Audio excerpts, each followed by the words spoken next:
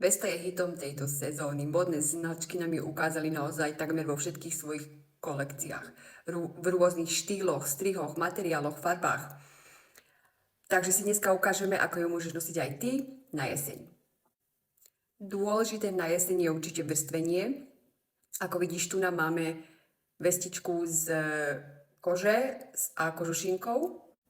Tu nám máme naopak kúsok od značky Chanel, ktorá kombinuje farebne zvršok aj nohavice. No a tu na opäť vidíme, ako môžete krásne nosiť aj pánske kúsky a vytvoriť z toho štýlový outfit.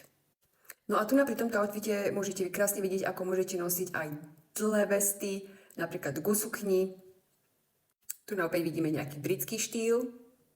A ak sa vám páči boho štýl, tak toto je outfit pre vás. No a tu naopak vidíte, ako môžete nosiť kratšie vestičky, ktoré majú zvieraciu potlač alebo vzor.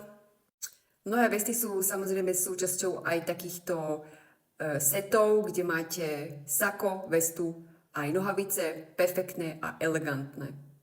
No a naopak, ak máte kožené vesty, môžete ich nosiť aj takto. No a ak sa vám páči streetwear a máte radi flanelové košele, toto je outfit pre vás.